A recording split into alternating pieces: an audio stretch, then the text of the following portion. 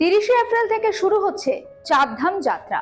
এবার reels মেকারদের no entry, বাড়তি টাকা দিয়ে ভিআইপি দর্শনও করতে পারবেন না। বিস্তারিত জানতে নজর রাখুন আর plus news ডিজিটালে। উত্তরাখণ্ডে 30শে April Akshaya Tritiya দিন থেকে শুরু হচ্ছে চারধাম যাত্রা। এবার পুণ্যার্থীদের নিয়ে অনেক বেশি সতর্ক রাজ্য প্রশাসন। শুধু তাই নয়, চারধাম দর্শনে বেশ কয়েকটি নিষেধাজ্ঞার কথাও জানিয়েছেন কর্তৃপক্ষ। মন্দির চত্বরে ভিডিও রিলস বানানো আর ব্লগার বা ইউটিউবারদের বাড়ন্ত নিয়ে গত বছরে আমরা দেখেছিলাম একটা অসন্তোষ প্রকাশ করেছিল বদ্রীনাথ কেদারনাথ মন্দির কমিটি। এবার এই ব্যাপারে আরো কড়া পদক্ষেপ গ্রহণ করলো প্রশাসন এবং মন্দির কমিটি। মন্দির কমিটির সূত্রে যেমনটা আমরা জানতে পাচ্ছি বা মন্দির কমিটির সূত্রে খবর, মন্দির পরিসরে 30 মিটারের মধ্যে কোনো মোবাইল ক্যামেরা নিয়ে যাওয়া যাবে না। এখানেই শেষ নয়, কেদারনাথ বদ্রীনাথ পান্ডা সমিতি স্পষ্ট জানিয়ে দিয়েছে যে যারা ভিডিও রিলস বানান বা যারা ব্লগ করেন এমন ব্যক্তিদের মন্দির পরিসরে ঢুকতেই দেওয়া হবে না। যদি কেউ নিষেধাজ্ঞা অমান্য করে ভিডিও রিলস বা ব্লগ করে থাকেন তাদের বিরুদ্ধেও কড়া ব্যবস্থা নেবে প্রশাসন।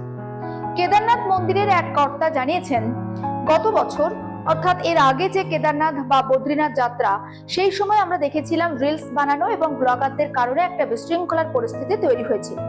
তাই এই বছর এই নিয়ে অনেক বেশি সতর্ক বদ্রীনাথ কেদারনাথ মন্দির কমিটি এবং রাজ্য প্রশাসন।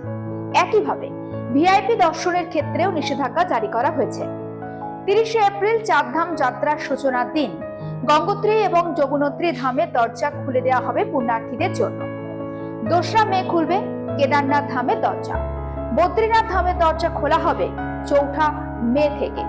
চারধাম যাত্রার সময় দুর্যোগপূর্ণ আবহাওয়ায় যাতে পুণ্যার্থীদের কোনো রকম কোনো সমস্যায় পড়তে না হয় সেজন্য 10টি স্থানকে বেছে নেওয়া হয়েছে।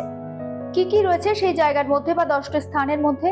হরিদ্বার, ঋষিকেশ, বাসি, শ্রীনগর, রুদ্রপ্রয়াগ, সোনপ্রয়াগ, হরবটপুর, বিকাশনগর, বড়কোট এবং ভটওয়ারি।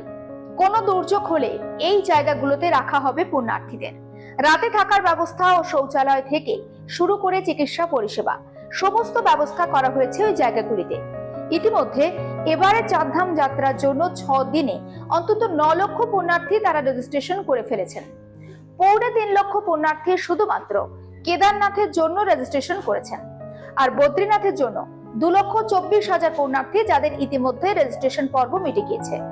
যমুনোত্রীর জন্য 1,34,000 এবং গঙ্গোত্রীর জন্য 1,38,000 আর হেমকুণ্ডের জন্য 8,000 পুণ্যার্থী রেজিস্ট্রেশন করিয়ে ফেলেছেন। এখন চারধাম যাত্রা ভালোই মিটুক, এটাই প্রার্থনা। আর সেই লক্ষ্যেই কাজ করে চলেছে সেনাবাহিনী এবং সংশ্লিষ্ট মন্ত্রক। অন্যান্য খবরের জন্য আপনি নজর রাখবেন আর প্লাস নিউজ ডিজিটাল।